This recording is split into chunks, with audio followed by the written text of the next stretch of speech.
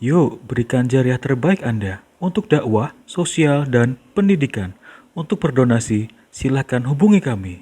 Lazi Subulus Salam, tebar manfaat untuk umat. Dampak corona di bisnis saya selaku bisnis saya di industri kreatif, yaitu di jasa, yang dimana biasanya saya ini tim NEMA biasanya presentasi, ketemu klien, ngebrief, kemudian presentasi, gitulah kira-kira aktivitasnya. Riset, ketemu konsumennya, klien saya. Nah, namun dengan adanya situasi yang harus begini, yang terjadi adalah alhamdulillah masih bisa ada solusi lain, yaitu presentasi via meeting via video call seperti Zoom gitu. Nah, untuk pekerjaan sendiri, order-order sendiri, sebetulnya project-project yang mau masuk memang ada beberapa yang terpending ya. Artinya tunda dulu gitu. Tapi ada juga yang beberapa juga melanjutkan project ini. Kalau memang sebetulnya dari sisi jumlah, kan kita modelnya model antrian gitu. Yang masuk selesai baru kita handle brand baru lagi. Nah, itu saat ini yang sudah antri alhamdulillah sudah sampai di bulan September. Jadi untuk saat ini tim NEMA alhamdulillah masih mengerjakan proyek-proyek yang sudah yang sudah kontrak terlebih dahulu gitulah kira-kira. Klien saya kebanyakan itu yang beberapa tahun terakhir ini adalah kuliner, fashion, kemudian kosmetik, sekolah. Udah 4 itu yang paling banyak ya, walaupun yang lain juga ada, tapi yang mayoritas paling banyak itu tadi fashion, kuliner, kosmetik, pendidikan gitu. Dan dampaknya masing-masing bisnis ini beda-beda. Kalau yang fashion, kemarin saya beberapa kali ketemu dengan lihat video call dengan beberapa klien saya yang di fashion, beberapa belum mengalami dampak itu terhadap penjualan. Jadi masih normal-normal aja penjualan ya, salesnya normal-normal aja. Memang tapi ada beberapa juga teman saya yang punya pabrik, punya fashion, brand fashion plus punya manufakturnya itu terkendala karena tidak boleh produksi oleh warga di sekitar situ. Sehingga mereka berdampak. Sebetulnya mungkin juga di pasar masih ada permintaan, tapi nggak bisa produksi karena pabriknya di lockdown, ditutup. Karena pabriknya di Bogor. Nah, kemudian untuk kuliner yang dine-in sudah pasti mati lah. Bukan mati ya, habis lah sudah. Karena nggak ada lagi orang ke kafe, nggak ada lagi orang makan di restoran, dine-in itu kecil sekali. Nah, solusinya gimana? Mereka semua GoFood gitu. Pengiriman, kemudian ada yang berubah menjadi frozen food, yang dimana mereka kan ini ada perubahan perilaku di pasar, yaitu orang pada nyetok makanan. Kemudian di pendidikan, jelas pendidikan kena hantam ya, karena kan diliburkan semua. Kena untuk di pendidikan. Kemudian untuk di kosmetik, saya belum ngobrol lagi dengan klien saya dampaknya terhadap kosmetik. Tapi sepertinya tetap feeling saya dengan asumsi saya tetap tumbuh sih, karena walaupun mereka nggak kemana-mana, tapi perawatan itu mereka tetap harus video call, itu mereka harus cantik juga gitu. Kayaknya tetap masih tumbuh menurut saya ya. Untuk kosmetik, skincare itu masih tetap biasa lah, walaupun nggak tumbuh-tumbuh banget, tapi kayaknya masih biasa gitu menurut saya ya.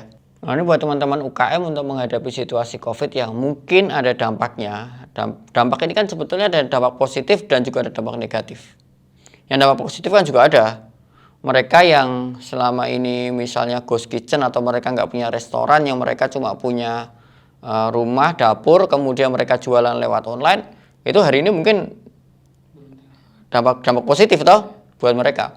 Tapi untuk kuliner yang ada restoran, nah itu mungkin mereka kena dampak negatifnya. Tapi juga ada yang kena dampak negatif tadi kan, dampaknya ada positif dan juga ada yang negatif. Nah, yang negatif ini apa yang harus dilakukan?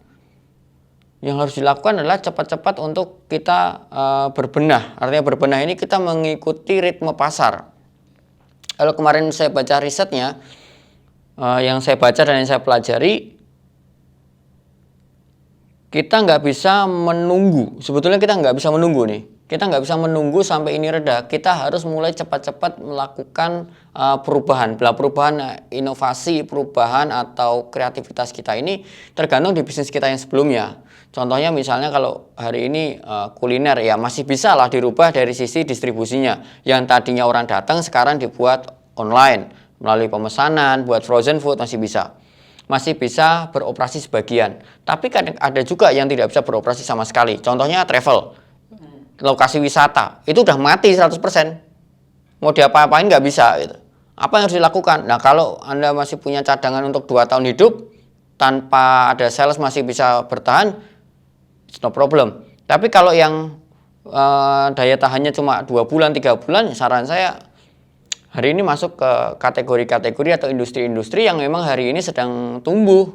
Contohnya kesehatan, makanan, pendidikan. Pendidikan kan sekarang pindah ke pendidikan online. Dan itu mulai menjamur juga hari ini karena ya ini sudah, kalau di Jakarta PSBB work from home sudah berapa lama? 2 bulan mungkin, 1,5 bulan ya. 1,5 bulan gitu. Mereka juga jenuh juga gitu. Nah, itu gimana caranya teman-teman untuk mendapatkan ide inovasi? Ya banyak-banyak baca.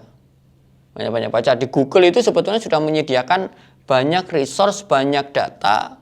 Tinggal kita mau kreatif atau enggak mengambil data-data itu, mengambil inisiatif-inisiatif itu. Ide ya sekedar ide aja. Tapi yang paling penting adalah eksekusi dari ide itu. Betul kan? Nggak ada cara kaya kan banyak di Google.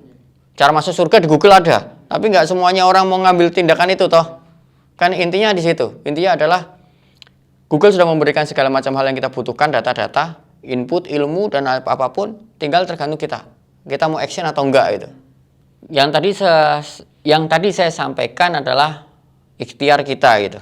Tapi ada sisi lain yang perlu kita penuhi juga atau kita lakukan, yaitu dari sisi kita sebagai seorang mukmin, kita sebagai seorang muslim. Yaitu pertama kita optimis. Kita yakin bahwa klien kita mungkin bisa pergi, restoran kita mungkin omsetnya turun, tapi kita nggak pernah kehilangan rezeki. Itu sudah pasti tuh. Itu sudah pasti bahwa rezeki kita sudah dijamin sampai kita meninggal. Kalau rezekinya sudah habis, ya kita sudah mati gitu. Itu sesederhana itu sebetulnya cara berpikirnya. Yang kedua adalah apa yang bisa untuk mempercepat rezeki. Contohnya ya misalnya kalau kita baca tentang di Google, kita baca dengar banyak kajian bahwa salah satu yang bisa untuk mempercepat datangnya rezeki adalah sedekah. Ada yang nanya, loh Mas Dudi, sedekah dalam situasi kayak gini saya aja kekurangan. Masa saya suruh bersedekah? Loh, justru itu. Justru sedekah yang terbaik itu kan pada saat kesempitan.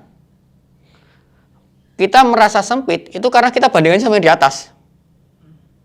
Kalau kita membandingkan sesempit apapun situasi kita hari ini, kalau kita bandingkan dengan yang ada di bawah, perasaan itu nggak ada lagi.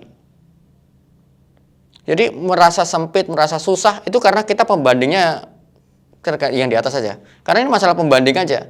Kalau kita bandingkan yang di atas, orang yang lebih kaya, orang yang punya mobil lebih bagus, orang punya motor lebih banyak, orang yang punya rumahnya lebih luas, ya otomatis ya kita jadi lebih sempit, kita jauh lebih susah, kita ngerasa tidak ada sesuatu yang kita bagikan. Karena kita nggak punya apa-apa, kita merasa selalu masih kekurangan. Tapi kalau kita membandingkannya dengan sesuatu yang orang yang hari ini untuk makan aja susah, itu kita merasa bersyukur sekali gitu.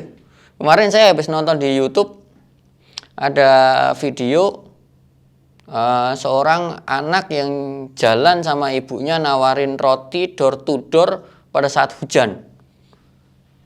Itu anaknya masih SD. Di situ saya ngerasa saya ada 2 atau 3 klien yang pending. Ini masih jauh lebih beruntung. Dan saya alhamdulillah masih punya beberapa hal lain lagi yang membuat saya tidak begitu panik dan lain-lain. Ternyata masih banyak hal yang bisa disyukuri gitu. Tapi kalau saya melihatnya fokusnya ke klien yang jumlah kecil padahal, tapi kita fokusnya ke situ ya, otomatis perasaan saya jadi nggak enak, merasa nggak bersyukur, merasa sempit, merasa kufur nikmat dan lain-lain. Nah, Kembali lagi ke masalah sedekah, sedekah yang terbaik adalah pada saat kondisi sempit seperti ini. Ya nanti rezekinya gimana? Kembali lagi ke aturan yang pertama, bahwa setiap orang pasti punya rezekinya.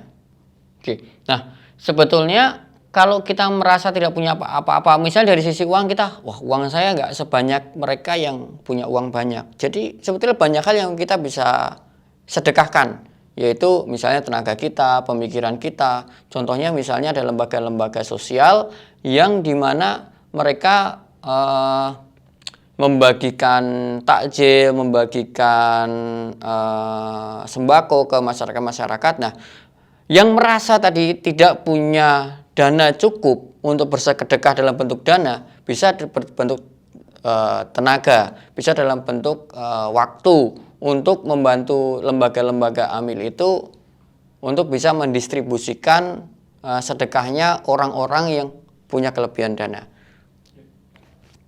Nah, bagi mereka yang punya kelebihan dana, saya ini mau sedekah, saya mau ngasih makan yang berbuka. Nah, mungkin kalau sebelumnya pada situasi di luar COVID-19 ini, di luar PSBB, di luar lockdown ini, kita bisa hantarkan sendiri sedekah kita gitu ke mereka. Tapi dalam situasi seperti ini kan jadi gerakan ini jadi makin terbatas gitu untuk bertemu dengan orang yang mau kita kasih sedekah untuk takjil. Nah, salah satu caranya adalah sebetulnya sudah ada penghubungnya, yaitu lembaga-lembaga amil yang bersedia untuk mendeliver, untuk menyampaikan niat baik atau sedekah dari teman-teman semuanya ini. Nah, salah satu yang ada yaitu Lazis Subulus Salam. Itu membantu teman-teman yang punya kelapangan hati, punya kelapangan dana untuk bersedekah, untuk takjil, bisa melalui Lazis Subulus Salam. Di mana kontaknya? Nah, nanti silahkan baca di running text ini.